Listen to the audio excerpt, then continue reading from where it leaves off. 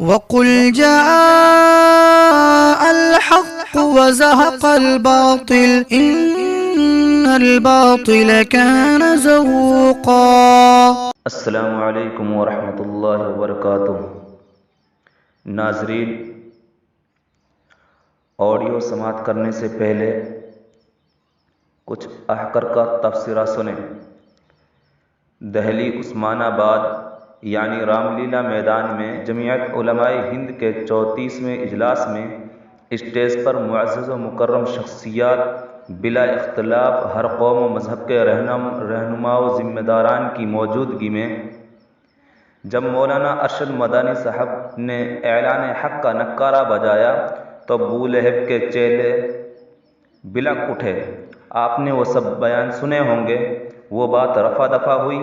उसके बाद एक बेवकूफ़ शख्स पाजामे से बाहर होकर मौलाना अरशद मदानी और मौलाना महमूद मदानी साहिबान के बारे में हद से तजावुज़ करते हुए कहा कि ये दायरा इस्लाम से निकल चुके हैं और देवबंदी मक्ता फ़िक्र के तमाम उलमा और अहले देवबंद के बारे में कहा कि ये तमाम के तमाम इस्लाम से खारिज हो चुके हैं। मुझे अपनों ने मारा जो इरफान हर घड़ी, मुझे अपनों ने मारा जो इरफान हर घड़ी, गैरों में पल रहे तभी अजगर हैं आजकल। मुहतरम नाजरीन, वो ऑडियो समाप्त फरमाएं और अपनी कीमती राय कमेंट बॉक्स में शेयर फरमाएं। ऑडियो मुलाहजा फरमाएं। एक और है जो कि जिनका नाम है अरशद मदनी। उन्होंने ये तक कह दिया कि जी सारे जो मज़हब हैं वो बेवकूफ़ हैं, सारे जो मज़हब हैं वो बेकार हैं, एक तरीके से जाहिल हैं, और सबसे जो अच्छा मज़हब है वो इस्लाम है। सवाल यहाँ पे ये उठता है कि आप इतना ज़्यादा, आपकी लोगों में इतनी अप्रोच है, आप मंच से एकदम आप भाषण दे रहे हैं, लोग आपके सामने तालियां बजा रहे हैं, तो क्या आप लोगों में नफरत फैलाने की कोशिश नहीं कर रहे? सबसे पहला सवाल यही उठता है। दूसरा ये सवाल है, अगर इस्लाम सबसे पुराना है तो भाई हिंदू धर्म क्या है, बौद्ध धर्म क्या है, जिसको कहा जाता है कि हिंदू धर्म तो 5000 साल पुराना है। अब इन सब मुद्दों पे जब ऐसा कोई धर्म गुरु, या फिर आप ये कहिए कि जब ऐसा कोई बात, ऐसी कोई पर्सनालिटी अगर ऐसी बात कहती है तो उनके मजहब के जो लोग हैं उनके ऊपर क्या असर पड़ता है ग्राउंड लेवल पे, ये दिखाने के लिए आज मैं एक दरगाह के बाहर खड़ी हूँ।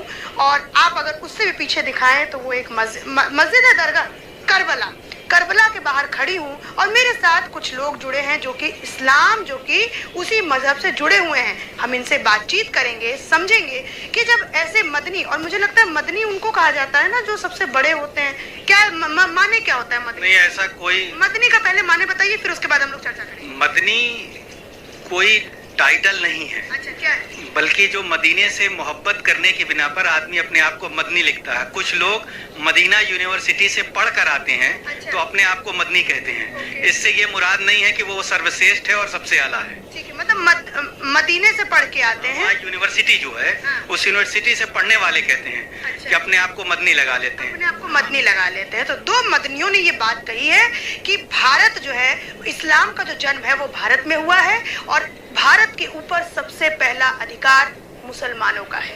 ये दो टूक बात मैंने आपको बता दी। अब मैं अपने बातों पे विराम लगाती हूँ, और वाराणसी के जो मुस्लिम समाज के जो लोग हैं, मैं उनसे जो मेरी बातचीत है वो मैं आपको दिखाना चाहती हूँ। आप सभी का मेरे चैनल पे बहुत बहुत स्वागत है। सबसे पहले मैं आपसे बात करती हूँ, आपका नाम भाई साहब क्या होगा? जी, अफसर बाबा। अफसर बाबा, एक बात बताइए, जब कोई ऐसा व्यक्ति मंच से खड़े होकर ये बात कहता है कि इस्लाम का जन्म भारत में हुआ है, आपके कहने? देखिए, पहले मैं एक बात ये बताना चाहूँगा, इस्लाम सभी धर्मों का सम्मान करता है और इस्लाम में कहीं किसी धर्म की बुराई करने की इजाज़त नहीं है। पहली चीज़, आज एक मिसाल के तौर पे हम देते हैं, हमारे जितने भी सूफी हैं आज दरबार हैं, वहाँ देख लीजिए सभी धर्मों के लोग आते हैं और सभी को इज्जत और सम्मान दिया जाता है और सभी को एक मानवता दिया जाता है और सभी हमारे धर्मों से भी जुड़े हैं, हम भी उनके लोगों से जुड़े हैं। मगर जिन लोगों ने बयान दिया कि इस्लाम, ठीक है, इस्लाम तो बहुत पहले आया ही हुआ है, इस्लाम को हम लोग मानने वाले हैं, मगर इस्लाम में कहीं ऐसी बुराई नहीं की जा रही है कि हम आपके धर्म या किसी के धर्म की बुराई करें। सभी के धर्म अपने अपने जगह अच्छे हैं और पवित्र है और सभी के धर्म का सम्मान है। हाँ, ये बात तो हो गई। मैं आपसे ये समझना चाहती हूँ, आपके चूंकि आपका मजहब इस्लाम है, तो मैं आपसे पूछना चाहती हूँ कि कितना पुराना इस्लाम है? मैंने तो ये पढ़ा 1400 साल पुराना। आप बताइए। अच्छा, आप बताइए मौलाना साहब, अपना नाम बताइए। मैं पीर शफीक अहमद मुजद्दिदी, चेयरमैन सूफियाइन फाउंडेशन बनारस। देखिए, मदनी साहब ने जो अपने वक्तव्य में कहा है, उन्हें ये पहले बताना चाहिए हमारा जो मजहब है वो इस्लाम है, लेकिन वो उनको ये कहना चाहिए कि इस्लाम का सबसे पहला मैसेंजर जो आया उसे आदम अलैहिस्सलाम कहते हैं, लेकिन जब वो आया तो वो भारत की धरती पर आया, तो उन्हें ये बात कहना चाहिए था। वो ये नहीं कहना चाहिए था कि हाँ यही एक मजहब अच्छा है, बाकी सारे मजहब जो है बेवकूफ़ या जाहिल है, ऐसे अल्फाजों का। अच्छा, दूसरे मदनी ने कहा। तो ये जो भी अरशद मदनी हो या महमूद मदनी हो, कोई भी हो, तो मैं चैनल के माध्यम से सबसे पहले ये साफ कर देना चाहता हूँ कि अरशद मदनी हो या महमूद मदनी हो या इनका जो संगठन है उसका इस्लाम से कोई ताल्लुक नहीं है। बहुत बड़ी बात है। ये बहुत बड़ी बात है और कड़वी सच्चाई यही है कि ये इस्लाम से खारिज लोग हैं, जो देवबंदी संगठन के लोग हैं। इस्लाम से इनका कोई ताल्लुक नहीं है। भारत में जो इस्लाम है वो सूफिज्म के बिना पर इस्लाम है, जो मज़ारों पर जाने वाले लोग हैं, मज़ारों पर आस्था रखने वाले लोग हैं। अगर हम बात करें तो गरीब नवाज जैसी हस्ती ने हिंदुस्तान में इस्लाम को फैलाया, और जब हम दूसरे तरीके से, हमारे यहाँ इस्लाम दो तरीकों में, एक शरीयत एक तरीकत में जब हम देखते हैं तो गरीब नवाज को देखते हैं, जब शरीयत की बात होती है तो मुजद्दिद अल-फिसानी और आला हजरत की बात करते हैं। यानी तो इस तरीके से अगर पहले तो इस चैनल के माध्यम से लोग जान ले कि अरशद मदनी या महमूद मदनी का इस्लाम से कोई ताल्लुक ही नहीं है। अगर अरशद मदनी साहब कहें तो मैं देवबंद आके उनसे इस बात पे साथ कर सकता हूं, जैसे हमारे लैंग्वेज में मुनाजरा कहते हैं। पहले वो इस बात को साबित करें कि वो मुसलमान है कि नहीं। हमारा जो आइडियल है, हमारे जो हीरो हैं, वो गरीब नवाज है, आला हजरत है, मुजद्दिद अल-फिसानी है। हम किसी ऐसे लोगों को नहीं मानते जिनका इस्लाम से कोई ताल्लुक ही नहीं है। देवबंदी लोग क्या है? जहाँ के वो प्रिंसिपल है अरशद मदनी, जिन्होंने ये कहा कि सब जाहिल हैं, मजहब हमारा जो इस्लाम है वही एक अच्छा मजहब है। नहीं, जाहिल तो कहने का पहले सवाल अर्थ होता ही नहीं है। जो है, हम सभी धर्मों का सम्मान करते हैं, सभी धर्मों की अपनी विशेषताएं हैं। हम इस्लाम में आस्था रखते हैं, इसलिए हमारी आस्था इस्लाम से जुड़ी है। लेकिन देवबंद जो है ये एक गिरोह है, एक गिरोह है, और ये गिरोह इस्लाम के नाम पर चलता है, लेकिन इस्लामी गिरोह नहीं है। ये इस्लाम का कोई असली भारतीय मुसलमान अगर कोई गिरोह है तो उसे अहले सुन्नत व जमात, इस दौर में उसे बरेलवी मुसलमान कहा जाता है।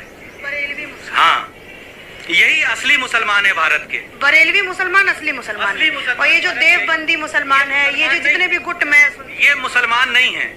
देवबंदी, वहाबी, राफजी, खारजी, बहाई, कादियानी, नदवी, मौदूदी, चकड़ालवी, नेचरी, ये सब मुसलमानों के नाम पर पलते हैं, खाते पीते हैं, लेकिन इनका इस्लाम से कोई ताल्लुक नहीं है। 150 साल पहले आला हजरत ने फतावा लिख करके किताब हुस्सामुल हरमैन ये साबित कर दिया कि इनका इस्लाम से कोई ताल्लुक नहीं है। वो किताब आज भी बाजार में मिलती है, जिसमें 300 से जायद मुफ्तियों ने फतवा दिया था कि ये मुसलमान नहीं है। फतवा आ गया। फिर आप मौलाना साहब, ये बहुत बड़ी बात आप कह रहे हैं। अगर वो दोनों लोगों ने, दोनों मदनियों ने फतवा जारी कर दिया, फिर वो उनका फतवा, जब वो मुसलमान ही नहीं तो हम पर फतवा कहाँ से लगेगा? पहले वो मुसलमान तो बन जाए फिर फतवा दें। जो इतने लोग, उनको 100 साल पुराना संगठन माना जाता है, 100 साल पुराना ये आपका संगठन उनका हो सकता है, लेकिन इस्लामी संगठन नहीं है। वो देवबंदी संगठन है। पहले भारत की सरकार और यूपी सरकार ये जाने कि ये इस्लामी संगठन नहीं, ये देवबंदी संगठन है, और मज़ारों से जुड़े लोगों से संपर्क करें और बरेली शरीफ जाएं, वहां के मौलानाओं से मिले, तब जाकर के पता चलेगा कि भारतीय मुसलमान कौन है। इस्लाम को खतरा किससे है? ऐसे मुसलमानों से, या जो मैं आजकल जिन मैं लोगों से बात करती हूँ तो वो कहते भाजपा से खतरा है जी मुसलमानों को, ये उनसे है, या फिर ऐसे मुसलमानों को जो इस्लाम का चोला पहन करके इस्लाम को बदनाम करने के? इस्लाम को किसी से, भारतीय जनता पार्टी हो, मैं नाम लेकर के कह रहा हूँ, या कोई भी पार्टी से इस्लाम को खतरा नहीं है। इस्लाम को खतरा जो इस्लामी चोला पहन करके अपने आप को मुसलमान बता करके, जैसे मदनी जैसे लोग ओम और अल्लाह को एक कह रहे हों, जबकि शरीयत इस बात की इजाजत नहीं देती कि ओम और अल्लाह एक हो सकता है। अगर ये मुसलमान होते तो इन पर फतवा लगाया जाता कि तुम पहले ईमान लाओ दोबारा, और फिर अगर शादीशुदा हो, बीबी जिंदा, तो दोबारा उससे निकाह करो। ओम और अल्लाह एक नहीं हो सकता, ये दोनों अलग अलग चीजें हैं, अलग अलग धर्म की विशेषताएं हैं। अल्लाह एक है, उसके लिए उनको सूरह इखलास पढ़ना चाहिए, कुल वल्लाहु अहद अल्लाहु समद लम यलिद वलम यूलद वलम यकुल लहू कुफुवन अहद। अल्लाह को ना किसी ने पैदा किया, ना अल्लाह ने किसी को पैदा किया, बल्कि ये सारी कायनात उसकी बनाई, वो अकेला और एक है। इस तरीके की बात करके वो लोगों को गुमराह ना करें। वो हमारे लीडर नहीं है, मैं फिर यही कहूंगा कि वो इस्लामी लीडर नहीं है, हमारे लीडर नहीं है, वो एक संगठन देवबंदी गिरोह के लीडर है। मौलाना साहब, अभी जिस तरीके से आपने मुझे कहा और फिर एक और बयान जो है उनका सामने आया कि भारत पे सबसे पहला अधिकार जो है वो मुसलमानों का है, उन्होंने ये बयान दिया। और फिर उसके बाद एक और ये भी बात आती है कि भारत में जितने भी मुसलमान हैं वो कन्वर्टेड मुसलमान हैं। इसमें कितनी सच्चाई है, कन्वर्टेड मुसलमान इनको लेकर? भारत में दो प्रकार से मुसलमान पाए जाते हैं। ये सच्चाई है कि कन्वर्टेड भी हैं और बाहर से भी लोग आए हैं। बाहर से लोग आए हैं? बिल्कुल, गरीब नवाज बाहर से आए हैं। गरीब नवाज ईरान के सरजमीन संजर से आए हैं। कभी भारत का एक हिस्सा ईरान हुआ करता था, अफगानिस्तान भी भारत का हिस्सा हुआ करता था। अखंड भारत, जिसे हम पाकिस्तान का हिस्सा हो या बांग्लादेश हो, बर्मा, भूटान, ये हमारा अखंड भारत है। हम तो चाहते हैं पाकिस्तान से पाकिस्तान नहीं संभल रहा है, हमको वापस कर दे। यहाँ भी डिमांड हो गया, दिल्ली के मौलाना में भी डिमांड, वापस कर दो। तुमसे पाकिस्तान नहीं संभल रहा है, तुम वापस करो, हम चला के दिखा देंगे कि कैसे मुल्क चलता है। हम भारत में रहने वाले मुसलमान पुरसुकून तौर पर रहते हैं और सबसे खूबसूरत तौर पर कोई मुसलमान जाना जाता है तो वो भारत का मुसलमान जाना जाता है, क्योंकि अल्लामा इकबाल ने कहा था, सारे जहां से अच्छा हिंदोसिता हमारा, हम बुलबुले हैं इसकी ये गुलसिता हमारा। हम भारत के में जन्मे हैं, भारत के लिए जीते हैं, भारत के लिए सर देने को तैयार हैं। नहीं, अभी आपने कहा कि दो टाइप, एक कन्वर्टेड और एक बाहर से आए, तो ये तो कहीं से बात नहीं होती ना कि भारत में पैदा हुआ इस्लाम, ये तो बात कहीं से नहीं होती। भाई भारत पैदा हुआ है भारत में, उनको ये कहना चाहिए था कि इस्लाम का पहला पैगंबर, मैसेंजर जिसे कहा जाता है, जिसे हम और आप आदम अलैहिस्सलाम कहते हैं, वो हिंदुस्तान में आए, ये सच्चाई है। वो पहले से मुस्लिम थे, वो पहले से। हमारे यहाँ 1,24,000 नबियों का जिक्र आया है, 1 लाख। ये जो आपने आदम, जिनका आदम अलैहिस्सलाम, जिनका नाम लिया, वो क्या पहले से मुस्लिम इस्लाम कबूल कर चुके थे?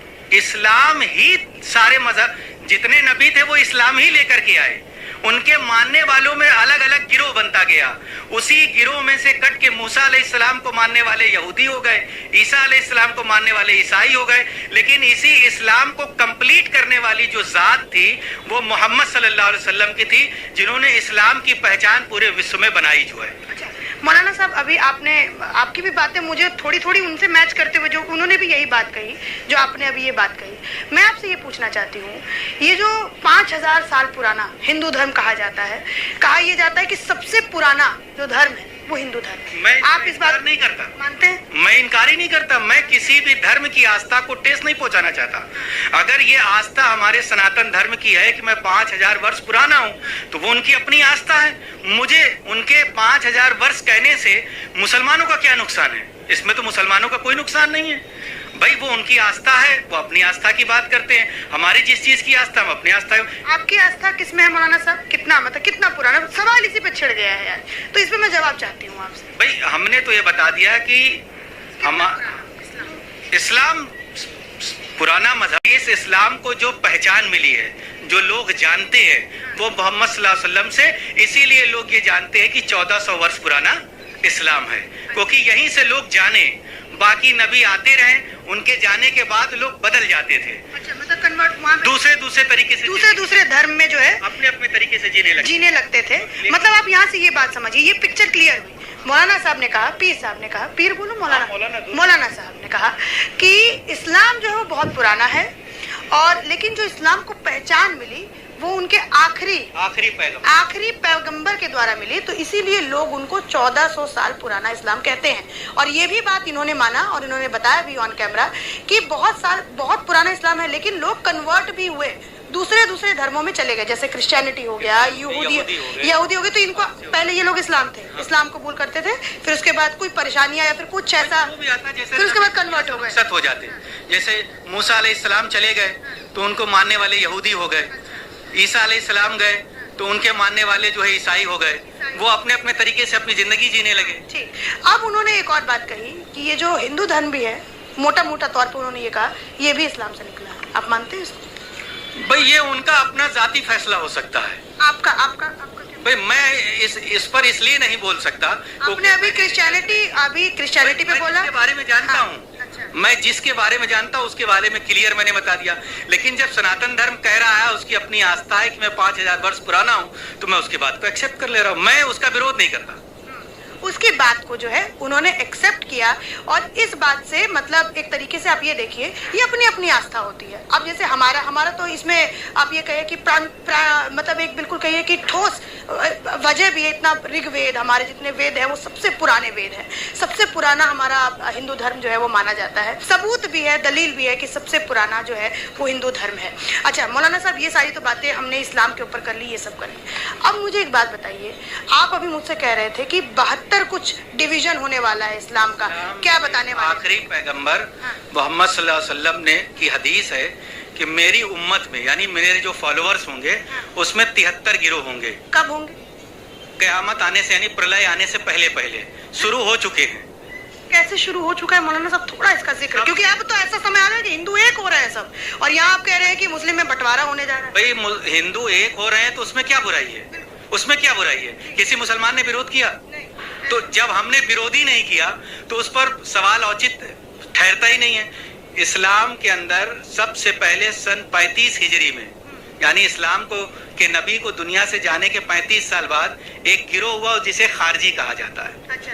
फिर उसके 5 साल बाद एक गिरोह बना जिसे राफजी कहा जाता है अरबी में, जिसे आज शिया मुसलमान कहा जाता है। फिर इन्हीं खारजी और राफजियों में से अलग अलग गिरोह निकलते रहे। फिर हिंदुस्तान में 150 साल पहले एक और गिरोह निकला जिसे वहाबी कहा गया। उन्हीं में से दूसरा गिरोह निकला जिसे देवबंदी कहा गया। आज यही गिरोह अपने आप को मुसलमान कह करके, मुसलमान दिखा करके, और हमारी जहाँ जो पिछली सरकारें रही उनसे फायदा लेते रही। मजार पर जाने वाले लोग एक दूसरे में आस्था रखते और मोहब्बत और भाईचारा का पैगाम देते। ये मीडिया से और सरकार से दूर रहे, इसलिए लोग इन्हें समझ ही नहीं पाए। ये मजार पे जाने वाले, हाँ भाई, ये लोग मीडिया में नहीं गए, ये लोग कभी सरकार के करीब नहीं गए, मजार पे पड़े रहे, फातिहा दुरूद करते रहे, अपना नमाज पढ़ रहे, उनको किसी से कोई ताल्लुक नहीं था। अब गवर्नमेंट समझती रही कि यही मुसलमान है, उन्हीं से समझौता करती रही। लेकिन आज सुन्नी भारतीय मुसलमान ये समझ गया है, मजारों पर जाने वाला, कि अब हम अपनी बात खुद डायरेक्ट सरकार से करेंगे ताकि लोगों को पता चले कि मुसलमान तो हम हैं, बात हमसे करनी चाहिए। ये नए कहां से मुसलमान आ गए जो है? मुसलमान होने पे सवाल उठ रहा है जी, 2023 में ये सवाल उठ रहा है मुसलमान होने पे। अच्छा एक और बात मौलाना साहब, ये जो पाकिस्तान वाले जो मुसलमान हैं, तालिबान वाले मुसलमान हैं, जो इतने उपद्रवी हैं, हर जगह आतंक, ये 72 हुरों वाला सिस्टम जो है, ये कौन सा है? इनका कौन सा? ये जो कॉन्सेप्ट वो देते हैं 72 हुरों वाला, इसकी वजह से लोगों को भटकाते हैं। इसका सूफिज्म से कोई ताल्लुक नहीं है, कोई ताल्लुक नहीं है। ये जितने भी दुनिया में आतंकवादी पकड़े गए, या तो वो देवबंदी रहा या वहाबी रहा। इसका मजार से जुड़े मुसलमान से किसी का नाम आज तक नहीं आया। ये एक फैक्ट है और सच्चाई है। और पाकिस्तान में भी जो मुसलमान रहते हैं वो 2 तरीके के रहते हैं। एक सूफिज्म के, जैसे हम लोग मजारों पर जुड़े हैं, वहाँ उनकी संख्या अब इसलिए कम हो रही है कि ज्यादातर जो है देवबंदी वहाबी, ये हाफिज सईद वगैरह जितने सब देवबंदी हैं। अच्छा। ये सुन्नी नहीं है, ये देवबंदी हैं, इसलिए। और तालिबान भी देवबंदी है, ये मजारों को नहीं मानते। 1996 में जब तालिबान आया था तो मजारों को तोड़ करके उसमें जो लाश थी बुजुर्गों की, उन्हें लटका दिया था पेड़ों में कि तुम इनको मानते हो, देखो मैंने इन्हें पेड़ पे लटका दिया। जब उसी लाश में से खुशबू आने लगी तो उसे रातों रात दफन कर दिया गया दूसरी जगह पर।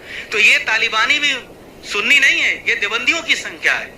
इसलिए मुसलमान जो है वो असली सुन्नी मुसलमान है, जो मजारों से ताल्लुक रखने वाले हैं।